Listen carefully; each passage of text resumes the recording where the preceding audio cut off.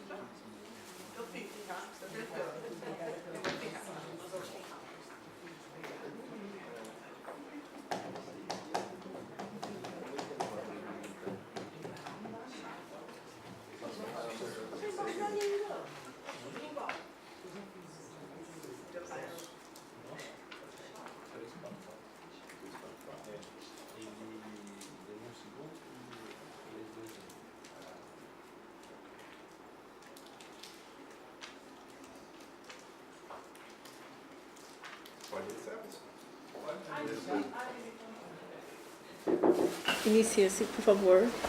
Meeting. A representante do Ministério Público, no uso de suas atribuições legais, e perante Vossa Excelência, oferecer denúncia contra o soldado André Copiano de Araújo pelo fato delituoso adiante enunciado. Consta do incluso inquérito policial militar que no dia 8 de dezembro de 2015, por volta das 10 horas e 30 minutos, no interior da sede do 36M, situado na Avenida Rotary, número 941, Parque Industrial Ramos de Freitas, em Budas Artes, nesta comarca de São Paulo, o denunciado André Copiano de Araújo, qualificado respectivamente às folhas 130, 31 e 32, provocou a ação de autoridade, comunicando-lhe a ocorrência de crime sujeito à jurisdição militar, com pleno conhecimento de não ter se verificado, desencadeando assim a instauração do presente inquérito policial militar. Consta ainda que o denunciado procurou pelo Major Wilson Ferreira de Castro e pelo Tenente Luiz Otávio Campanhã Santana e informou-lhes falsamente que recebeu uma ligação de um policial militar que atua perante a Corregedoria Geral da Polícia Militar, cuja qualificação não ofereceu apenas.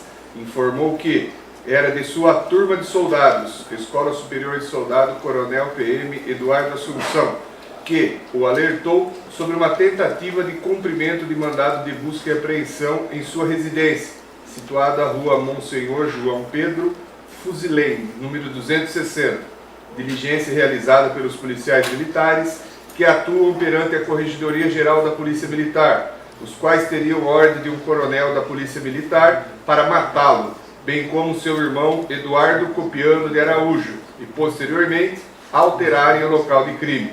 Portanto, instaurou-se o presente procedimento investigatório a fim de apurar se o crime de violação de sigilo profissional, artigo 326 do Código Penal Militar.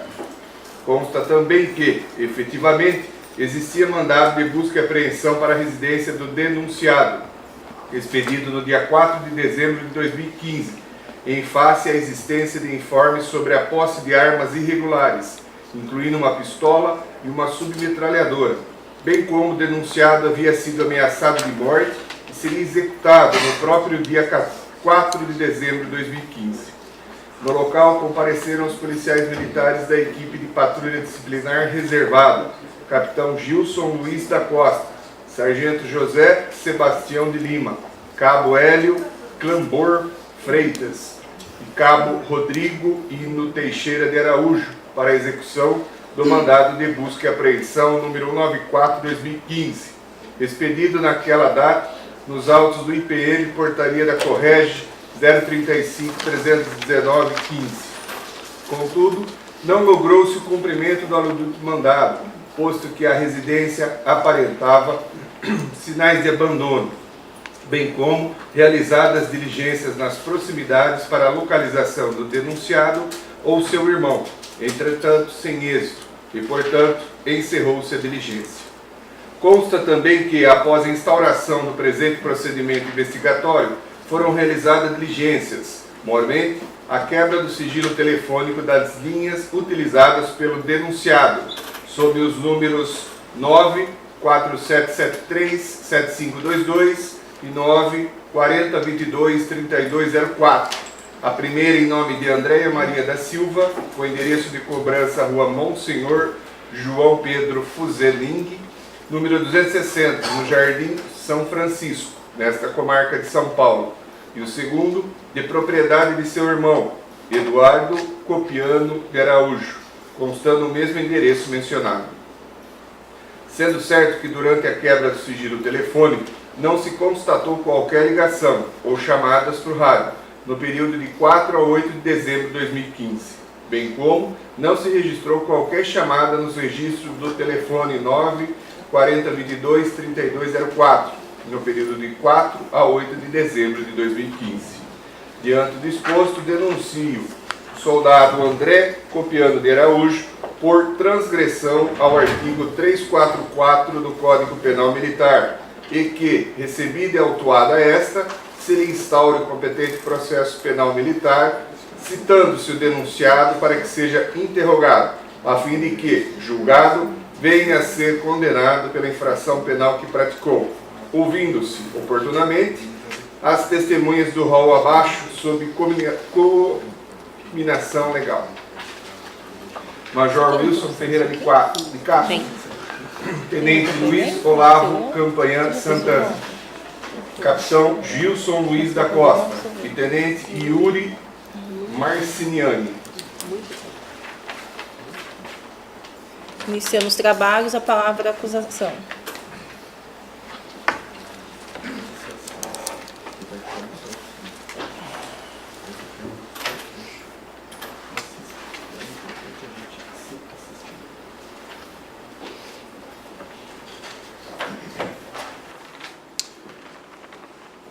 Excelentíssima senhora,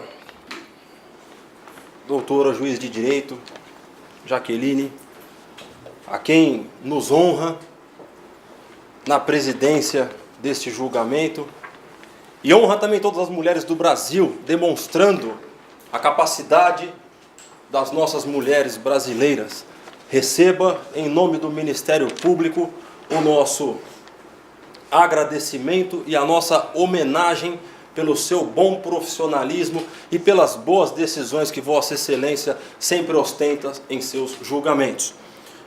Os capitães Rogério Coface, capitão Simone, capitão Magda, capitão Sérgio, integrantes da Polícia Militar, também recebam os cumprimentos do Ministério Público.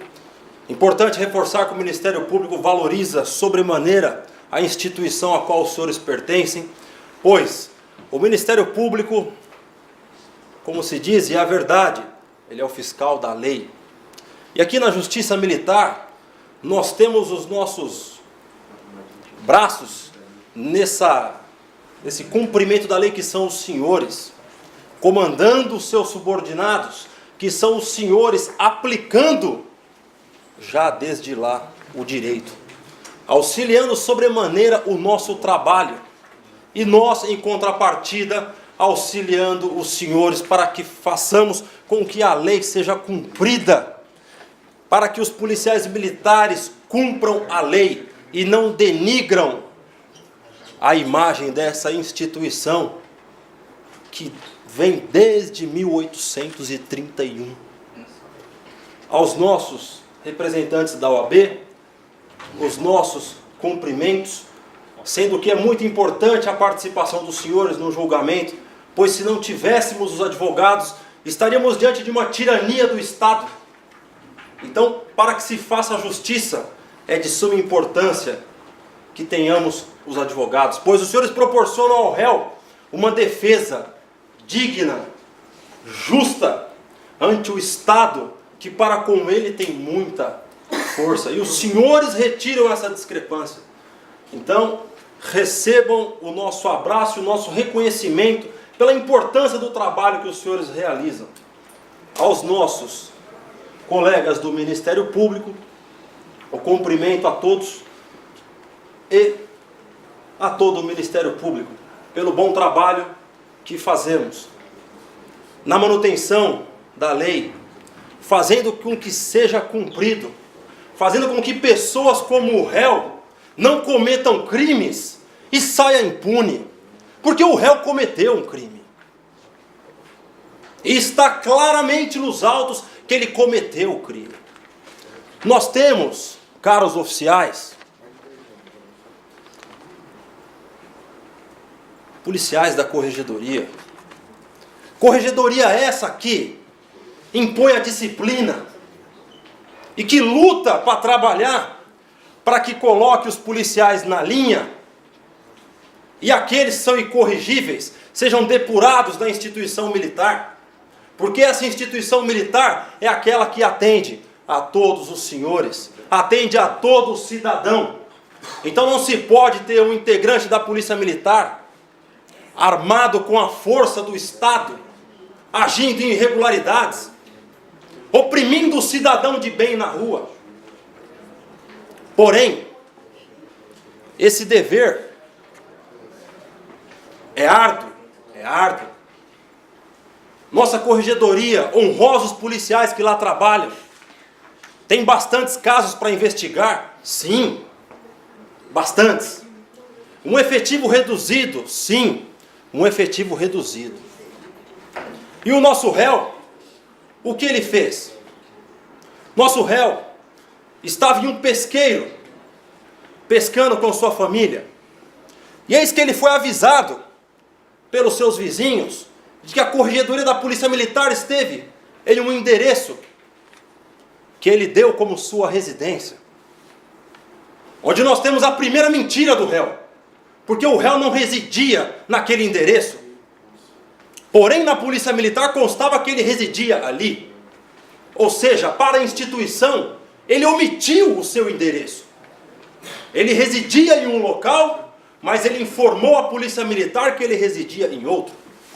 Tanto é que isso impossibilitou os nobres agentes da corregedoria, da milícia bandeirante, de cumprir o mandado expedido de busca e apreensão das armas, conforme se tinha. Pois bem, dando continuidade, então ele é informado de que a corregedoria esteve em sua casa. Isso em que dia? No dia 4 de dezembro de 2015. Então, o tenente Campanhã, que comandava a companhia do acusado, recebe uma ligação do seu motorista. Olha, tenente, temos um policial que está preocupado porque a corregedoria esteve em um imóvel seu e foi embora. E nada mais falou.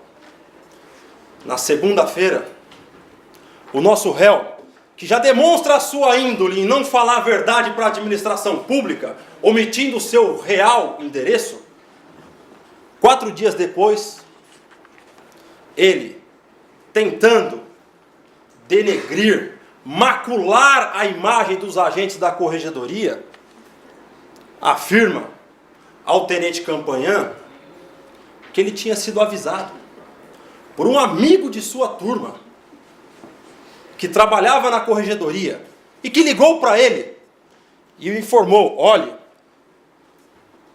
a corregedoria está indo em sua residência, vão cumprir o mandado de busca e apreensão, e eles têm ordem de um coronel para fazê-lo. Esse fazê-lo é um jargão militar que significa matá-lo. E é aí que inicia-se então uma comunicação de um crime, a violação do dever funcional por algum integrante da corregedoria que teria passado a informação desse mandado de busca. O tenente Campanhã leva o réu até a presença do comandante da unidade, o tenente-coronel Wilson. E lá, o acusado relata novamente que ele recebeu essa ligação de um integrante da corregedoria, que foi seu colega no curso de formação, que fizeram juntos. O coronel Wilson, na hora, tendo a noção de que se isso tivesse acontecido, teria ocorrido um crime, notifica a corregedoria. E aí instaura-se inquérito policial militar para apuração do crime. Um crime que, como os senhores verão agora, que passarei a palavra, não ocorreu.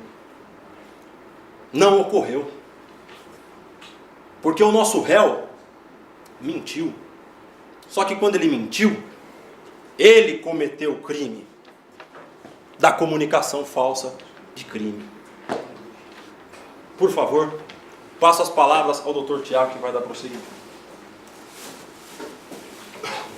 Bom, muito boa tarde a todos aqui presentes, principalmente a excelentíssima senhora doutora juíza de direito aqui, aonde almejo a um dia conquistar o tamanho conhecimento que Vossa Excelência tem, assim como estendo aos demais aqui presentes juízes, pois ao estarem aqui presentes, esperamos alcançar a justiça da forma com que vamos expor os fatos do que realmente aconteceu, certo? Gostaria de agradecer a presença dos advogados aqui presentes, informar e lembrá-los que sem o advogado aqui a justiça não estaria sendo feita, tá certo? Desejo boa sorte em seus argumentos. Gostaria de agradecer também meus caros colegas do Ministério Público, onde eu tenho a honra de estar aqui presente e participar desse julgamento. Onde de início eu vou começar a expor o que prevê realmente o artigo 344, onde ele é bem simples a sua compreensão. Artigo 344, provocar a ação da autoridade, comunicando-lhe a ocorrência de crime sujeito à jurisdição militar, que sabe não se ter verificado. Vamos analisar o que aconteceu. Ele estava em um pesqueiro com a sua família, ficou sabendo de forma ilegal da busca e apreensão a qual estava sendo feita na sua suposta residência, pois até mesmo conforme os depoimentos dos policiais da corregedoria que foram lá, a sua residência aparentava sinais de abandono. Ninguém convivia lá. Recebeu a ligação, ficou um pouco transtornado, chegando à sua residência, viu que de fato tentaram entrar na residência e achou tudo muito estranho e ficou com medo daquilo, porque seriam policiais que estavam indo ali, a qual ele não sabe o motivo. Diante disso, ele foi, se apresentou ao seu superior, o primeiro-tenente, e informou que havia recebido uma ligação de um suposto amigo que, em momento algum dos autos, ele traz sequer o nome e nem como testemunha, não tenta ajudar em qualquer forma. Por quê? Estaria impondo a conduta criminosa de revelar algo que não deveria ter conhecimento. Partindo disso, ele não soube argumentar a questão do que aconteceu, qual que foi o cunho da ligação, passando, além do primeiro-tenente, ao tenente-coronel, de que recebeu a ligação, a qual na ligação um coronel da Corregedoria da Polícia Militar do Estado de São Paulo queria matá-lo. Não só ele, mas como seu irmão. Isso é um absurdo. Não tem o que tentar alegar ou falar. Isso sem levar em consideração o tempo que ele teve para tentar levantar informações e saber o que de fato estava acontecendo. Por quê? O mandado de busca e apreensão iniciou, dado a urgência, no dia 4 de dezembro de 2015. E a notícia, salvo engano, dia 4 foi numa sexta-feira. Ele noticiou o seu superior com o tenente-coronel numa terça-feira, no dia 8, 4 dias depois. Em 4 dias ele não conseguiu uma informação sequer do que estava acontecendo, qual que era o real motivo da corregedoria ter ido lá. Não se sabe até o que foi dito no telefonema para ele tentar imaginar isso aí, e acabou impondo uma conduta criminosa a um coronel da corregedoria, a qual iria cometer um crime de homicídio. Ele estaria mandando seus subordinados executarem o acusado e o seu irmão. Uma conduta totalmente abominável. Não há o que se falar em relação a isso. O crime está comprovado, porque seu próprio caput é simples. Ele informou uma conduta criminosa de uma pessoa a qual ele nem sequer levantou informações para ver se isso de fato era verídico. Ainda mais uma conduta tão abominável de matar um outro policial militar. Isso não tem total cabimento, não conseguimos raciocinar em relação a isso. Sem se falar que a testemunha a qual poderia comprovar isso, ele nem sequer deu nome. Nem arrolou como testemunha, não tem nos autos nada falando isso, só fala que era um amigo. Fora que todas as pessoas os policiais militares que participaram da diligência, nenhum deles prestou, na época da escola, junto com ele. Ou seja, não há amigo que teve presente ali, que poderia ter passado informações, até que duvidosas, porque falar que um coronel vai mandar matar um outro policial não tem cabimento. Volto a falar. Enfim, deve pesar em relação principalmente ao tempo que ele teve. Ele teve 4 dias. 4 dias inteiros para poder buscar sequer uma informação. Ou até um contato pessoal com a própria pessoa a qual ele recebeu a ligação.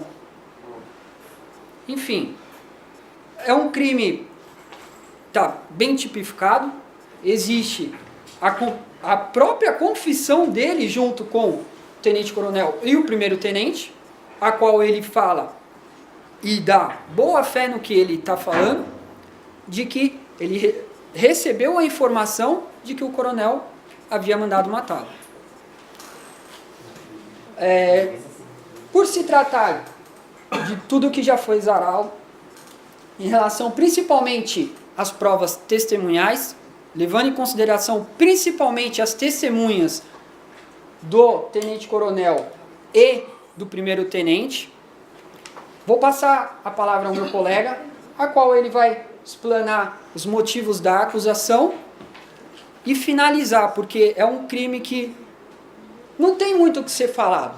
Já está constatado pelo simples caput do artigo. Muito obrigado.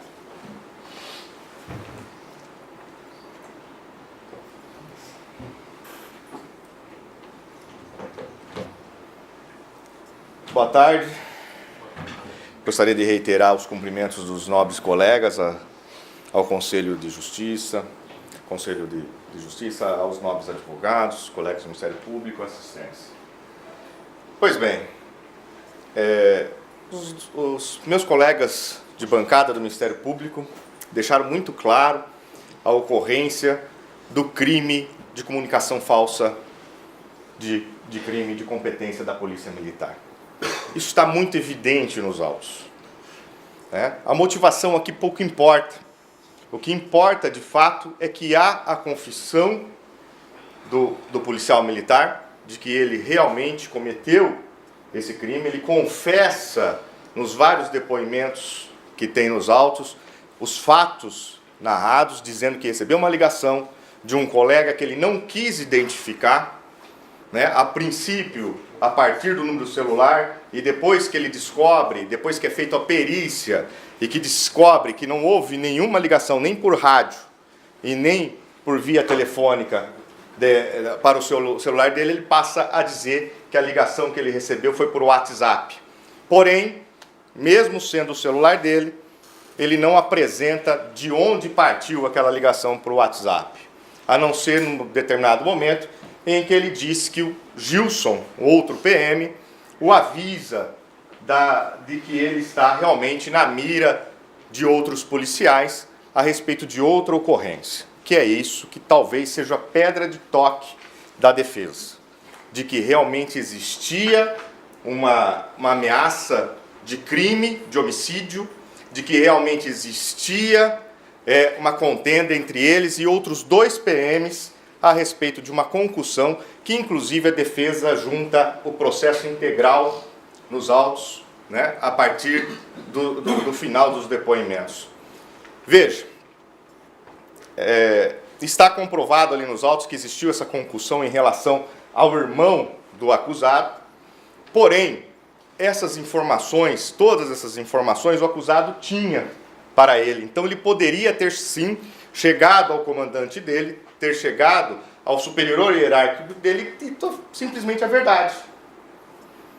Veja bem, aconteceu isso com o meu irmão, a concussão. Eu fui peça-chave, peça importante para desbaratinar esse crime. Esses 2 policiais do 37º foram processados, estão sendo processados, eu estou sendo ameaçado. Fui avisado pelo Gilson por WhatsApp que eu seria morto junto com meu irmão naquela noite do dia 4 de dezembro, no pancadão. Veja só utilizando a verdade. Só utilizando a verdade. Mas ele não faz isso. Ele chega para o superior imediato dele e diz uma outra história. Porque aí ele se viu em palpos de aranha ao saber que a corregedoria estava no pé dele. E há também uma história no meio de todo esse processo que certamente a defesa trará para tentar convencer vossas excelências da inocência do acusado, o fato de ter sumido R$2.000 dentro da corregedoria e ter sido feito um procedimento dentro da corregedoria para descobrir o culpado disso. Mas tudo isso bastaria ao acusado contar a verdade para o seu superior hierárquico. Bastaria ele ter dito exatamente como eu estou dizendo a vossas excelências. Não precisaria mentir. Agora, com a mentira que ele contou, com a história que ele inventou, e que até hoje não trouxe o nome desse suposto amigo, que ele admite ao final do processo, no seu depoimento em juízo, de que realmente recebeu essa ligação de um amigo, além daquele fato comunicado pelo Gilson, pelo PM Gilson, por WhatsApp, tá? Essa história ficou muito mal contada. E essa história mal contada acarretou, tá, em comunicação de crimes, de competência da Polícia Militar. Além daquele que o nobre colega levantou, que apontar como criminoso o coronel, da Polícia Militar, apontar como sendo o mandante de um homicídio, o coronel da Polícia Militar, ele também acarretou numa investigação sobre a quebra de sigilo, sobre informações que um PM corregedor tinha como privilegiado, informações estas que deveriam ser mantidas em sigilo até que fosse cumprido o mandado de busca e apreensão. Veja o trabalho que esse cidadão, que esse acusado, deu à companhia, à Polícia Militar. Um inquérito para apurar um crime que nunca existiu. Dezenas de depoimentos. Vários depoimentos, procurando saber quem que era, quem que estudou com ele. A possibilidade, inclusive, de um que nem que sequer o conhecia, mas pelo fato de ter estudado na mesma escola, em período contemporâneo, quase foi acusado desse crime. Por pouco tempo. Então nada justifica a atitude desse acusado. Nada justifica. A defesa certamente vai tentar trazer essa história à baila de que realmente existia essa ameaça. De fato existia. De fato nós temos o crime de concussão. De fato existe um processo anexado aos autos com acórdão, condenando os 2 policiais militares que praticaram o crime de concussão com o irmão do acusado. Mas nada em absoluto. A acusação tem absoluta convicção que nada disso justifica o que o acusado fez. A não ser que a defesa demonstre nos autos que existiu essa ligação. A não ser que a defesa demonstre nos autos o momento em que é revelado que essa ligação aconteceu por WhatsApp. Não tem. O próprio acusado não trouxe.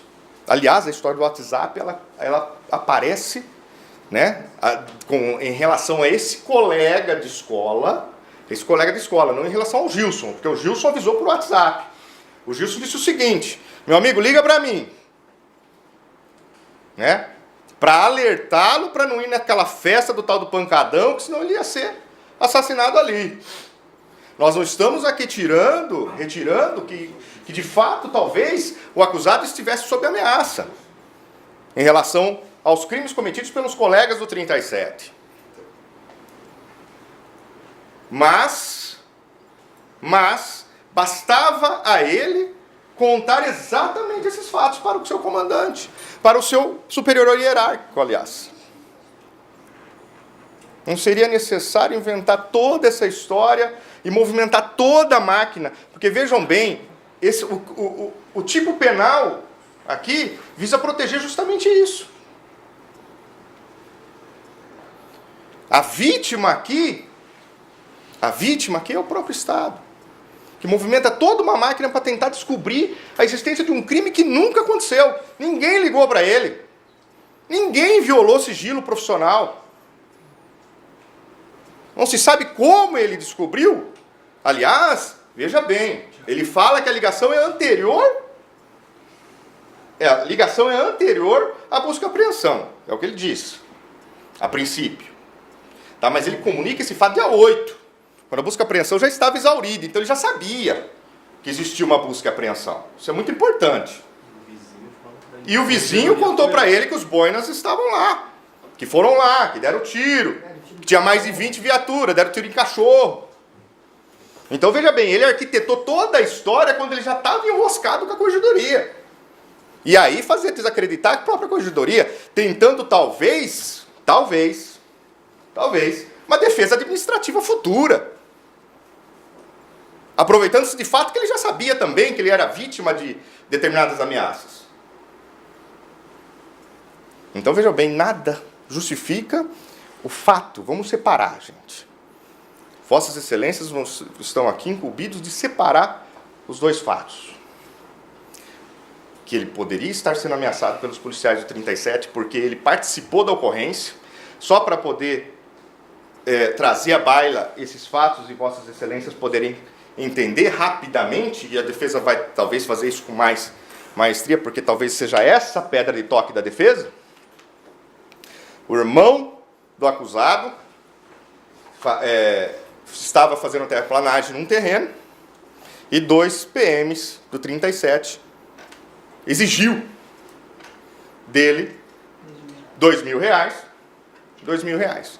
O irmão pediu para o acusado o dinheiro. O acusado falou não. vamos fazer a diligência, vamos prender esses 2 PMs. E acarretou na prisão desses 2 PMs. Ato contínuo diz que eles passaram a ser vítimas de ameaça de morte. Mas vejam bem, é muito simples. Estou sendo ameaçado pelos 2 PMs que eu ajudei a prender. Agora, inventar essa história da corregedoria foi para se safar de algo que estava sendo investigado na corregedoria. E não há outro elemento no processo que justifique ele ter mentido dessa forma, sendo que poderia ter dito a verdade. Então, a acusação protesta, sim, pela condenação dele, pelo crime que consta da denúncia. Obrigado. Primeiramente, eu quero cumprimentar a excelentíssima senhora doutora juíza, a doutora Jaqueline, pelo brilhantismo com que conduz os trabalhos, pelas sentenças maravilhosas que a senhora aqui nos dá.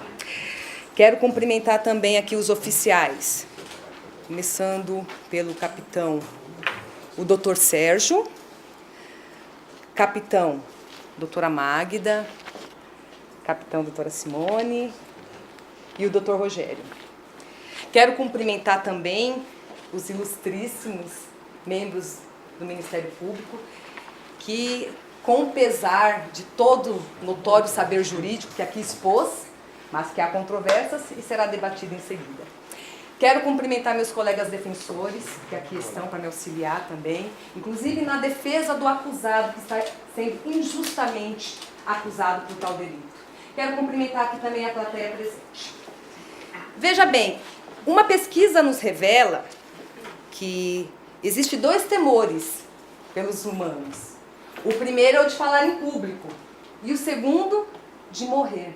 Inclusive, um grande professor do nosso conhecimento aqui nos disse isso em uma de suas aulas. Pois bem, o acusado não teve medo de falar, de se pronunciar o que estava ocorrendo em sua vida. Mas temeu pelo quê? Pelo segundo motivo maior do temor humano, que seria a morte. Pois bem, o acusado teve o seu pai, que também era um PM reformado, assassinado no mesmo ano, no mês de maio. O seu irmão foi vítima de emboscada, sendo alvejado com 15 tiros.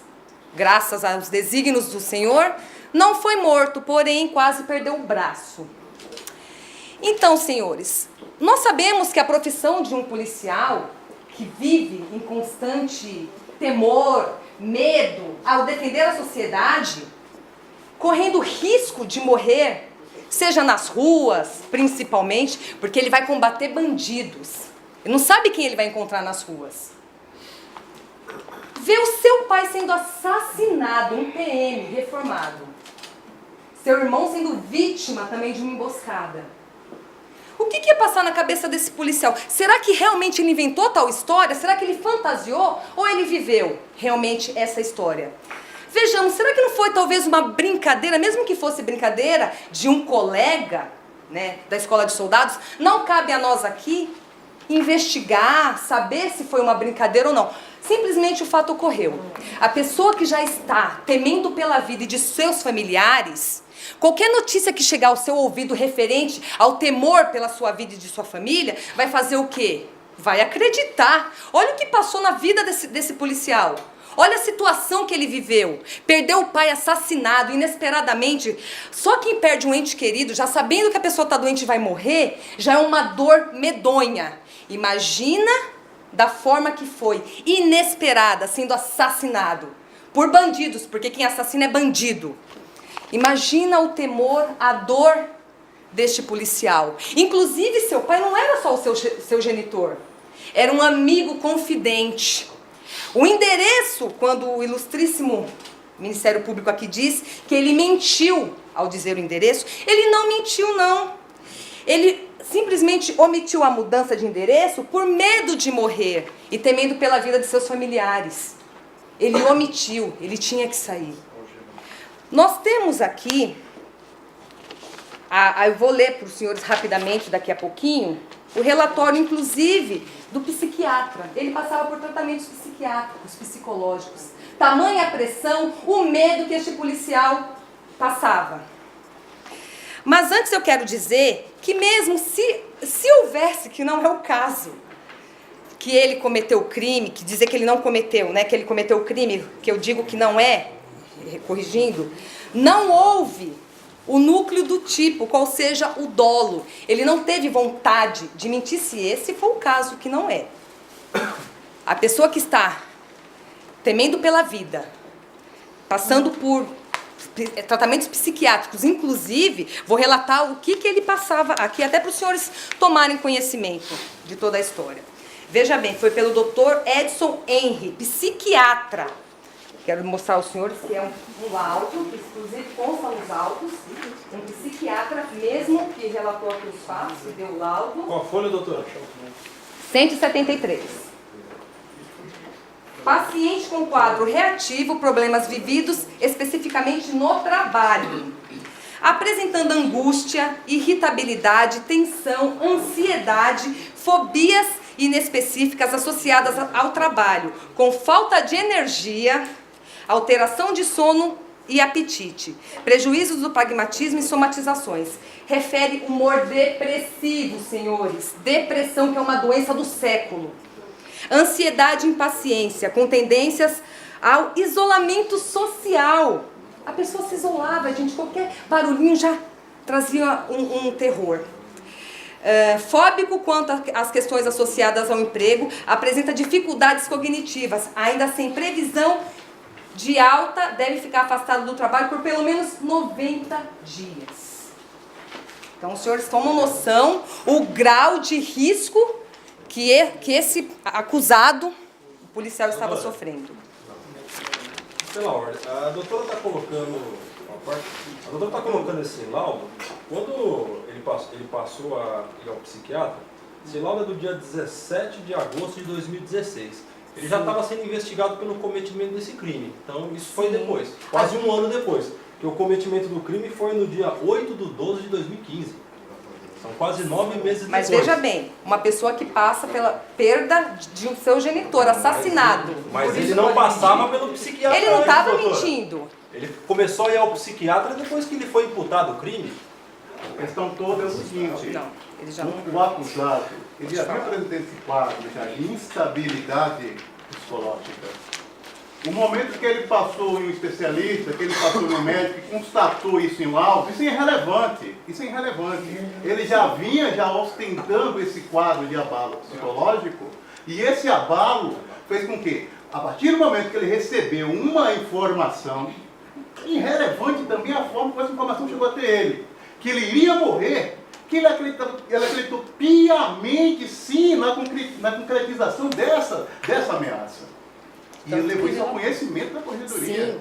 Mas em qual folha, doutor, consta o comprovante de que ele já estava passando por problemas psicológicos quando do cometimento do crime? É notório. Um quadro depressivo e um quadro de instabilidade psicológica não se desenvolve do dia para a noite. Precisa de um contexto. E o contexto, a minha colega brilhantemente colocou aqui para os nobres jogadores. O contexto foi a perda do pai em maio do mesmo ano, de forma bruta, foi um violenta atentado e brutal que o Doutor, irmão mas ele dele teria passado no psiquiatra antes. Aqui, na verdade, Será que ele não teve é uma tempo, tentativa de doutor? defesa para justificar Ué, o crime. Nós não sabemos o que aconteceu, são suposições, e suposições Como não podem teve ser tempo, incriminadas. doutora? A polícia militar concede afastamento para tratamento de saúde. Depende, né, doutor? Não, Precisamos concede averiguar para todos. isso. Bom, mas não é isso que está em Psiquiatra questão. concede para todos. Sim, posso continuar? Já dei uma parte ao senhor, fui educada, por favor, agora deixa eu manter. Muito obrigada. Eu tenho aqui também a transcrição resumida da testemunha de defesa, o 3º sargento PM, Carlos Alberto Broco Papelas, que disse o seguinte, eu vou até para concluir, antes de passar a palavra aos meus colegas. Que conhece o acusado, nada tendo de pessoal, é a página 211. Que o depoente trabalhou com o acusado na base do Parque Pinheiros por algum tempo e o mesmo o ajudava na reforma da base. Que o depoente acompanhou a história do acusado e sua vida virou um inferno. Por que a vida dele virou um inferno? Porque ele havia denunciado, junto com o irmão, a concussão de 2 policiais que exigiam dinheiro, porque o irmão tinha um terreno e estava tirando terraplenagem. Os policiais simplesmente chegaram e falaram, tá fazendo aí? O rapaz que estava com a máquina de terraplenagem, inclusive não estava o irmão nesse momento. Ah, o terreno é seu? Não, aí falou, o terreno é de tal pessoa. Então chame-o aqui, por favor, porque não pode trabalhar sem falar com a gente. Não é assim. Tem que pedir permissão. Quando chamou o irmão do acusado, que é o Eduardo Copiano, o mesmo se dirigiu aos policiais, eles falaram, nós queremos R$2.000, justamente para não chamar aqui a guarda ambiental, que está aqui próximo, para não noticiar o crime, porque é crime tirar terra, assim, crime ambiental. Então o senhor nos pague e nós vamos livrar a cara de vocês. Ele, já para evitar problema, o Eduardo, que é irmão do acusado, ligou para o irmão, disse que queria até inclusive a companhia do irmão para tirar o dinheiro para pagar os policiais, quando, se ele fosse tão mentiroso e tão desonesto, ele teria falado, não, então vamos realmente calar a boca desses caras e vamos pagar. Não, ele quis agir com dignidade. O que ele fez? Não vai fazer, vamos levar o fato à corregedoria. Isso não pode acontecer, porque ele ama a corporação. Seu pai foi policial, então ele tem um exemplo de pai, de polícia dentro de casa. Mas continuando aqui, porque isso nos leva a crer, o que está nos autos, que houve o quê? É uma retaliação, vingança, senhores. Soldados, não coronel. Não importa quem ele disse que levaria à morte, mas o que nos leva aos autos, doutor, é que fizeram uma emboscada para o acusado. Simplesmente porque ele denunciou e os policiais foram presos, senhores. Foram presos por concussão. Inclusive, o dinheiro sumiu. Olha que coisa, dentro da corregedoria, que está lá para investigar os crimes militares. Nós sabemos o que houve, né? Doutor, o dinheiro não sumiu na corregedoria. Por favor, questão de ordem. Diz que sumiu na corregedoria, ninguém achou o dinheiro. Fatos. O dinheiro sumiu nos fatos que ocorreram na rua, conforme tem provas. O importante é que o dinheiro sumiu e ninguém tomou posição, A doutora ninguém está desprestigiando a corregedoria. Não é desprestigiando, eu respeito. Assim como... Muito obrigada, excelência. Assim como em todas as áreas, existem os bons e os maus. Quem vai dizer que na corregedoria são todos? Não estou aqui dizendo que ninguém seja honesto. Mas em todas as profissões existem os bons e os maus, infelizmente. Só quem tem amor à causa, né? Para lutar por ela, que é o caso desse policial que podia simplesmente falar, vamos pagar os R$2.000. Mas não, vamos denunciar a corregedoria. Esses PMs precisam ser punidos, precisam ser extirpados da corporação. Porque não existe policial bandido dentro da corporação, eles não aceitam. Ou é bom policial, ou é mau policial. Ou é policial, ou é bandido. Se não serve para ser bom policial, que esteja fora, ok? Mas voltamos aqui à transcrição resumida. A vida dele virou um inferno, era isso que eu fiz o adendo para explicar por que virou um inferno. Pois bem, quando houve justamente essa denúncia, este fez uma denúncia em relação a 2 policiais que queriam ganhar dinheiro dele por conta de um terreno. Isso aqui eu já falei para os senhores. Que o depoente acompanha o caso em que o irmão do acusado sofreu um atentado, sendo alvejado com 15 tiros, inclusive, e teve que alugar um carro blindado. Ainda teve que gastar, porque olha o risco, o medo de morrer. Ainda teve que gastar, porque carro blindado a gente sabe que não é barato, ainda mais alugado. Que com relação aos fatos da denúncia, o depoente sabe que o acusado procurou o comandante para informar o que estava acontecendo, que ele havia denunciado policiais que tentaram subtrair dinheiro dele e do irmão dele, sobre um terreno que estavam construindo, e a partir daí começaram a ter acusações de que o acusado tinha armas na residência dele e dinheiro também. E a corregedoria foi à casa dele fazer uma diligência. Que quando os fatos ocorreram, o acusado já havia comunicado ao comandante da companhia, e o depoente falou para o acusado comunicar à corregedoria também. Então, senhores, uma pessoa doente é o que eu digo, sofrendo ameaças, temendo pela sua vida de seus familiares, que ele tem a esposa e um filho bebê. O que ele ia fazer? É claro que ele omitiu o endereço e ia sair para outro lugar. Inclusive chegou a ficar uns dias em hotéis. Mais gastos, né? Uma pessoa doente que tem que gastar ainda com medicamentos, carro blindado e ainda ter mais gastos com o hotel se ele tem a residência, mas não pode ir, porque o medo é iminente. Só quem já sofreu ameaças, ou quem perdeu um ente querido da forma que foi, o irmão sendo alvejado, sabe do que eu estou falando. Nós precisamos antes nos colocarmos no lugar da pessoa antes de julgá-la. Então, eu vou passar a palavra agora. Muito obrigada pela atenção de todos, aos meus colegas.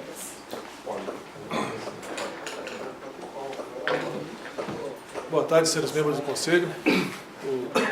Contente aí para estar apresentando o trabalho da senhora. Sempre tem demonstrado muito coerência nas suas sentenças, nas suas decisões. E conheço que a gente está contando com isso, porque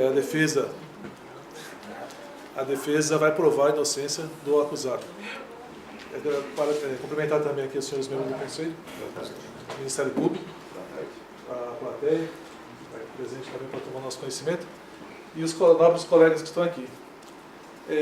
A colega explicou mais ou menos a situação que se encontrava o acusado, e eu vou lembrar alguns detalhes, a circunstância que foi cometido o fato. Como, por exemplo, o colega disse que o acusado confessou o crime, confessou o fato, né? Então ele tinha 4 anos de polícia. 4 anos, a gente percebe que 1 ano é de escola de formação, ele tinha 3 anos de polícia militar.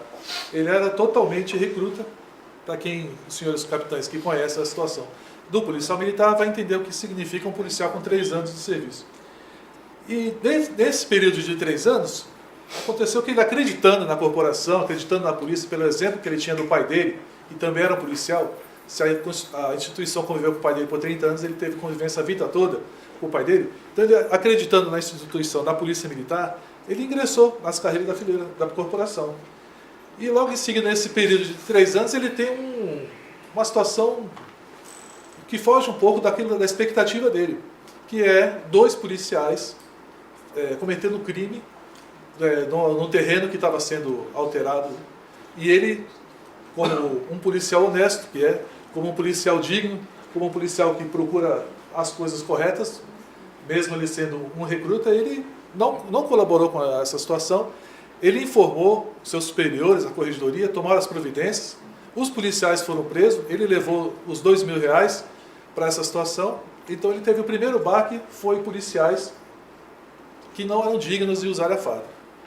Em seguida, nessa situação do flagrante, o dinheiro que ele pegou, no acesso, como disse o colega aqui, não está dizendo que foi na corregedoria, mas de imediato os policiais foram presos e o dinheiro sumiu. E o dinheiro sumiu e até hoje ele não teve esse dinheiro. Então ele tem na cabeça dele que 2 policiais que estavam aqui para defender a sociedade, defendê-lo, irmãos de farda, já começaram não colaborando com ele.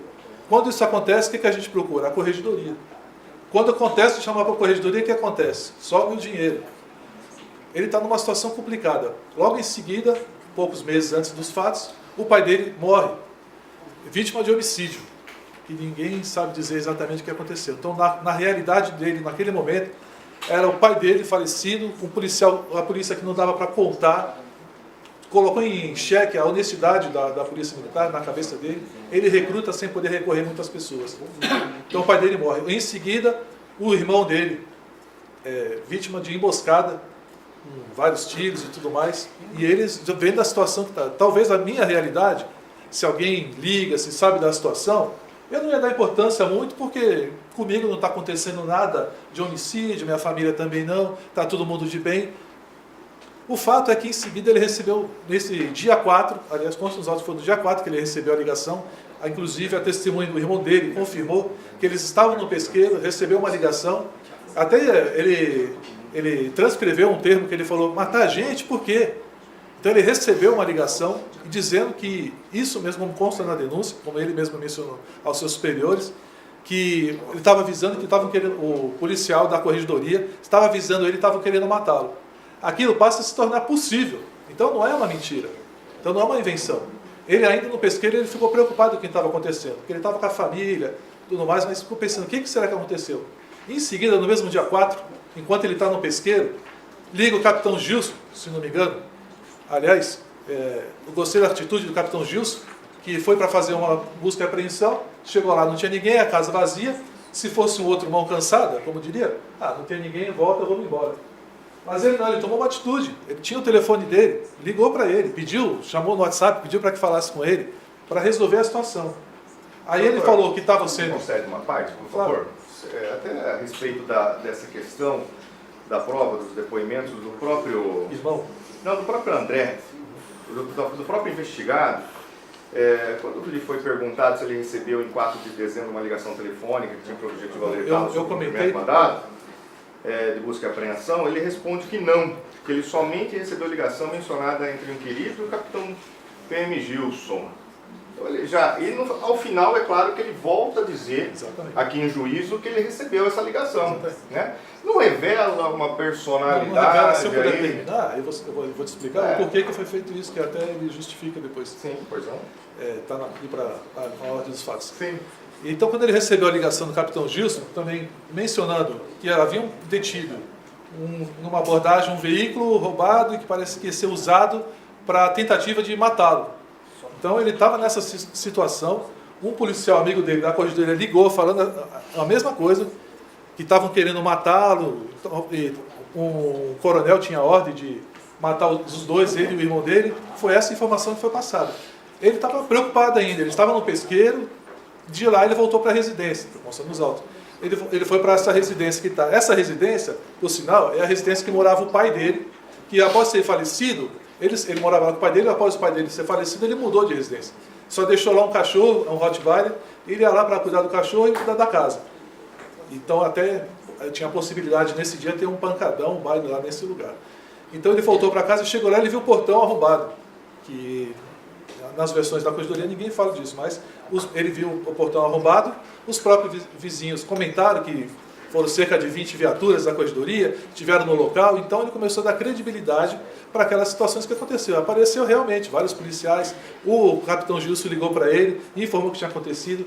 Ele de lá, ele voltou para casa e naqueles dias também ele alugou um veículo, porque preocupado, foi para outra residência.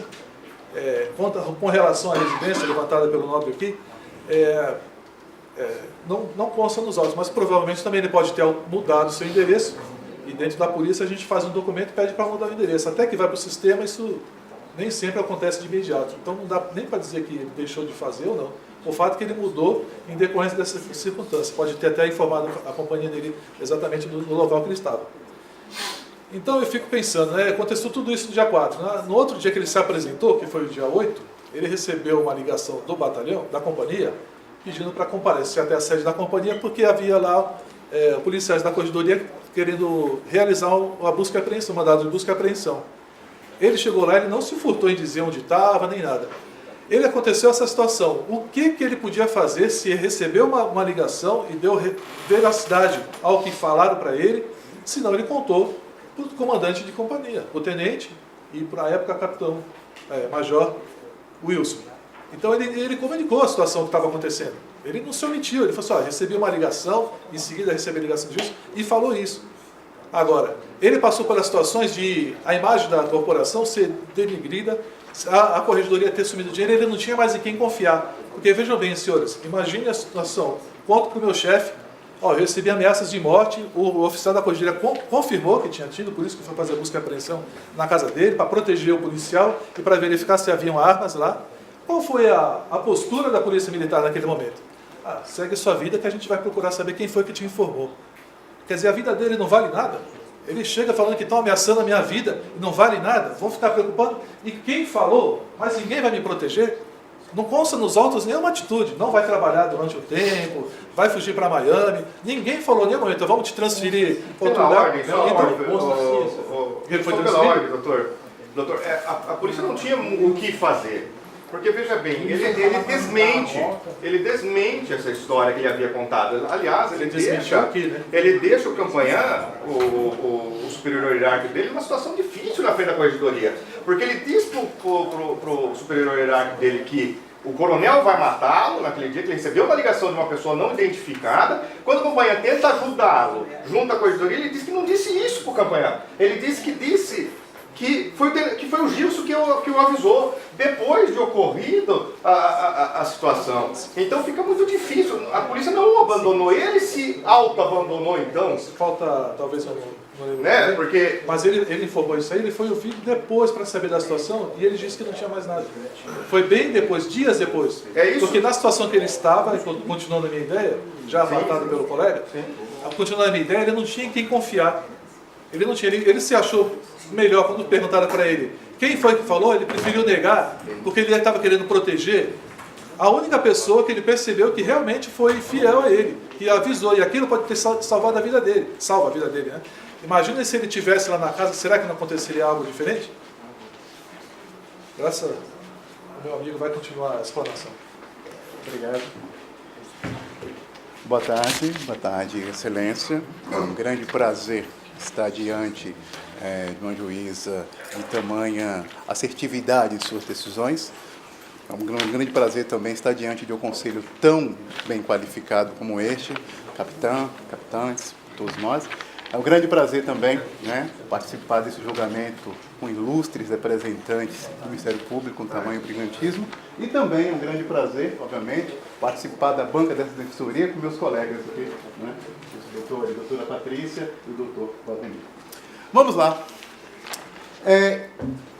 Vou pegar aqui, obviamente, a explanação dos nossos ilustríssimos representantes do Ministério Público, né, para demonstrar de forma bem categórica a inocência, obviamente, do acusado, soldado PM André Copiano. Né? O que ocorre? Como já foi bem explanado pela minha colega, a doutora Patrícia, tinha um contexto.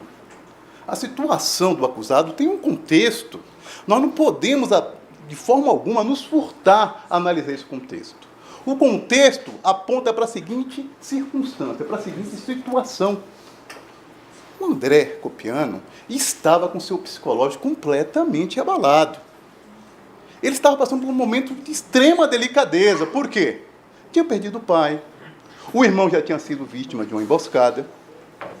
E diante dessa circunstância, ele recebeu uma ligação. Recebeu uma ligação pelo WhatsApp, lhe avisando, olha... Só uma parte, doutor. Não, eu não vou conceder a parte, por gentileza. Eu vou só concluir meu raciocínio. Eu já depois, posteriormente eu lhe concedo a parte. Mas deixa eu concluir, deixa eu concluir o meu raciocínio, por gentileza. Obrigado. Entender essa parte da ligação. O que acontece? Em um dado momento, ele recebe essa ligação, apontando, discriminando, o avisando, olha, você será morto. Você vai ser morto em uma diligência, cortina de fumaça. Uma diligência, praticamente, que vai encobrir os verdadeiros desígnios de ser. Não seria apreensão de armas, coisíssima nenhuma. Você será morto. Diante desse contexto, eu convido a esse conselho a fazer uma reflexão. Como nós agiríamos diante de tal circunstância? Passando por uma situação extremamente delicada do abalo psicológico por todo desfecho de fatos, e você recebeu uma ligação como essa. É óbvio que o acusado, ele acreditou que essa ameaça ela ia se concretizar. Aí eu vou voltar novamente para o tipo no qual a conduta do acusado foi tipificada. O tipo diz o seguinte, que seria a comunicação falsa de crime, né? O tipo 344 do CPM diz o seguinte, provocar a ação da autoridade. O acusado, ele provocou a ação da autoridade? Claro, ele provocou sim. Ele estava com medo de morrer, ele não tinha mais nenhum refúgio, ele estava completamente abalado psicologicamente. Ele provocou sim.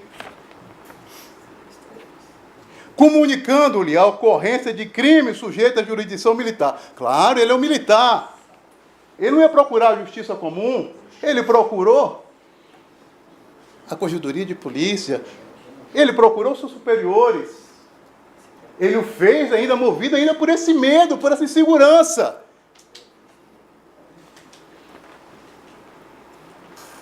Que sabe não se ter verificado. Que sabe não se ter verificado. Eu vou pedir aqui para o Conselho prestar muita atenção nessa última parte do tipo do artigo 344 do CPM. Que sabe não se ter verificado.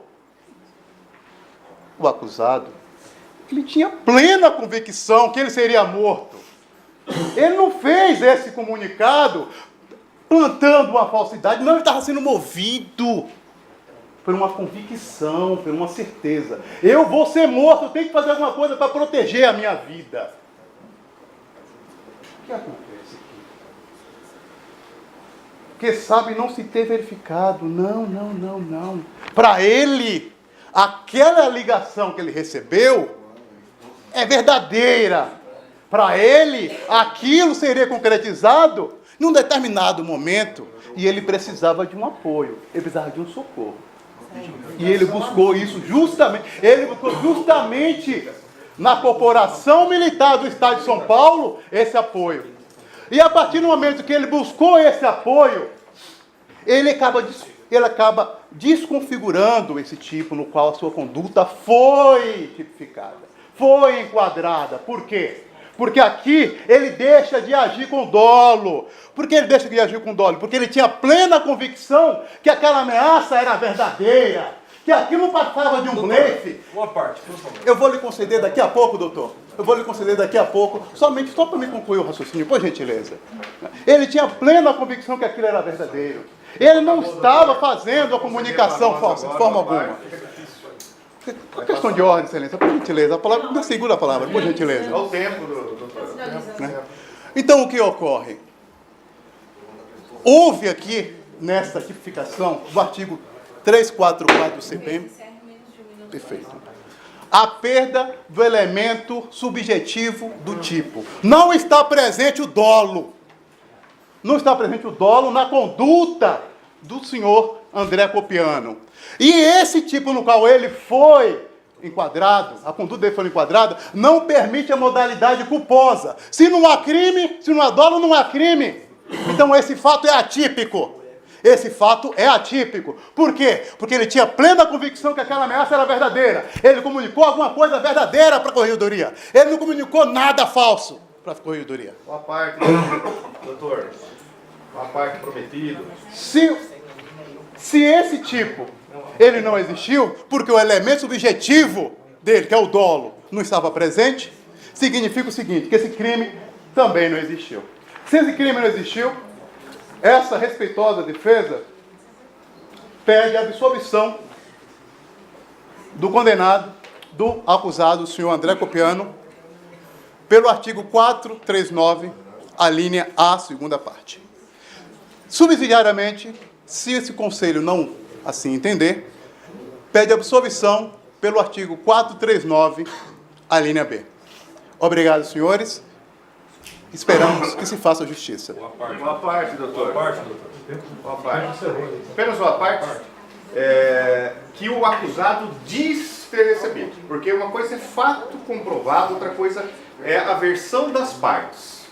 O Ministério Público tem a versão dele, de acusação, e a defesa tem a versão dela. A versão dela, a única pessoa que diz que recebeu a ligação foi o acusado. Não existe nenhuma outra prova. Não Inclusive, aponte a prova. Excelência. De que existiu essa ligação. Apenas isso. Inclusive, excelência, Acusado diz. esta defesa pediu a diligência para buscar esses dados do WhatsApp, para comprovar, sim, essa ligação que foi realizada para o WhatsApp. Mas não houve. Acusação e defesa encerrado. Passa a palavra ao conselho que tem dúvida. Por gentileza. Defesa, só um esclarecimento. O laudo psiquiátrico. A Polícia Militar tem uma junta psiquiátrica. Esse laudo citado foi pela psiquiatria da Polícia Militar ou de órgão externo? Órgão externo. A Polícia Militar não fez contraprova. Gente,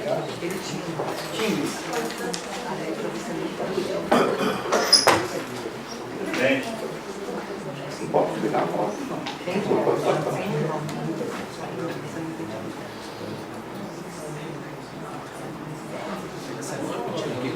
Vai anular a sentença. Pode combinar a voz. Na verdade, o artigo 344. encerrado a sessão. Bom, parabenizo a todos aqui presentes, a acusação representada pelos seus promotores de justiça, a defesa representada pelos novos advogados, e vislumbro que todos nós estamos aqui em prol da justiça e verdade. Assim, após a minuciosa leitura dos autos, bem como as constatações por depoimentos testemunhais do ativo do acusado, bem como a diligência realizada por perícia, trazendo provas comprobatórias dos fatos, voto pela condenação do senhor André Copiano de Araújo, pela infração ao artigo 344 do CPM, por comunicação falsa de crime com a pena de 6 meses de detenção. por estar comprovado nos autos, bem como trazido pela acusação, provas de que o acusado, na tentativa de ludibriar a Corregedoria da Polícia Militar, face às investigações pretéritas, mentiu gravemente dizendo que recebeu uma ligação telefônica no qual foi ameaçado de morte. Denúncia essa falsa e descartada conforme quebra de sigilo telefônico e não constatou qualquer ligação. Embora a defesa, na tentativa de absolvê-lo, trouxe à luz a morte do seu genitor, a tentativa de homicídio do seu irmão, bem como as folhas 173 atestado psiquiátrico, porém a data apresentada foi após a instalação do inquérito. Desta forma, não há indícios pretéritos de moléstia grave, psicológica ou psiquiátrica. O policial acusado conhecia as regras e leis, conhecia a obrigação e o seu dever de falar a verdade e buscar a justiça por meios legais através da verdade.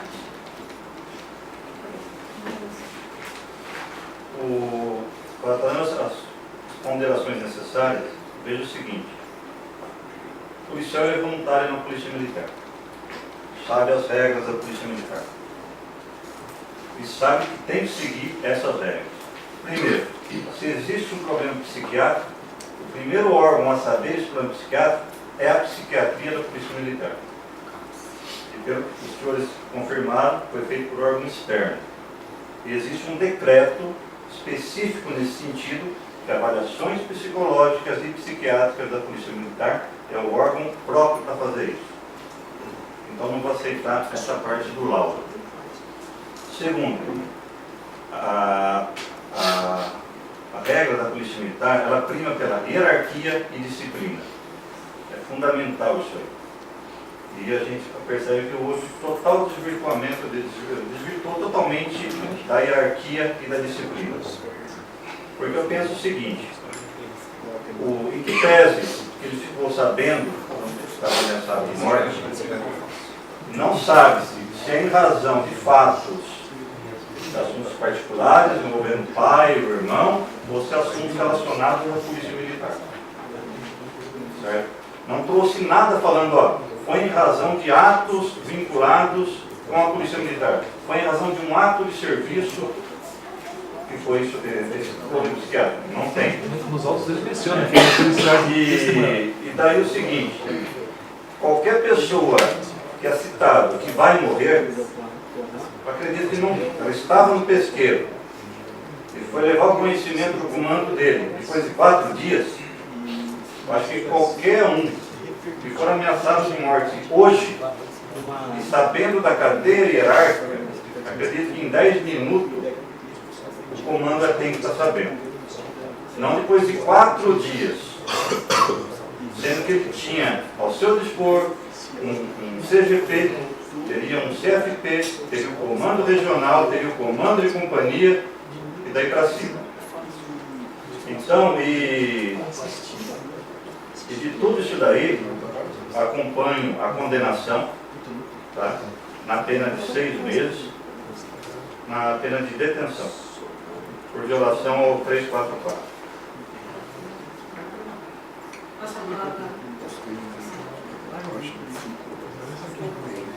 Passo a proferir o meu voto. Pelo que consta nos autos, pela perícia solicitada, as questões das ligações telefônicas, onde não se comprova a veracidade dessa ligação, né, se houve, se não houve, em que pese os argumentos esposados do Ministério Público, né, caracterizam nesse momento, a defesa também, né, se manifestou brilhantemente. Porém, as provas trazidas nos autos, nós nos mostra que, na verdade, se tratou de uma invenção. Uma invenção, essa produzida na seara psicológica do acusado, porém, não existe nos autos nenhum exame de insanidade que comprove que no momento em que ele faz essa denúncia ao seu superior, ao tenente e posteriormente aí o outro oficial superior, que ele não tinha a plena capacidade psíquica de entender o que estava acontecendo, o que ele estava fazendo. Por ser policial recruta, embora seja novo aí na corporação, tem pleno discernimento do certo e do errado, e tanto é que o cotidiano é nítido durante aí as lições de caserna, que fazer falsa comunicação de crime é ilegal, é ilícito. Diante de todos esses fatos do que está sendo exposto aqui, meu voto é pela condenação na pena do artigo 344 do Código Penal Militar. Pena de detenção de 6 meses. A sua palavra. Quero parabenizar a promotoria pela brilhante atuação e como a defesa. Não me curvo, a promotoria não me convenceu que o acusado dolosamente tenha manipulado uma informação tão grave como essa que ele levantou. Não está provado que ele tenha inventado isso, mesmo porque o momento que ele vivia, tudo que ele estava passando nesse momento há de ser considerado. E não foi considerado até então pela promotoria. Por tudo que a defesa levantou, da questão do falecimento do seu genitor, da forma que foi, do atentado do irmão dele, da forma que foi, tudo leva a crer ao acusado que ele seria sim o próximo. Ele tomou uma atitude corajosa de levar ao seu superior que ele estava sendo ameaçado, sendo ou não pelo membro da corregedoria ou pelo outro membro da polícia militar. E essa é a conduta, avisar o seu superior que ele recebeu a ameaça. Se foi ou não pelo telefone ou pessoalmente ou WhatsApp, isso não está provado que ele não tenha recebido realmente a acusação e da forma que ele recebeu e da forma que foi passada. Como não me convenceu, eu vou absolver o réu consulto no artigo 439 do CPM, na linha E. Não existe prova suficiente para a condenação.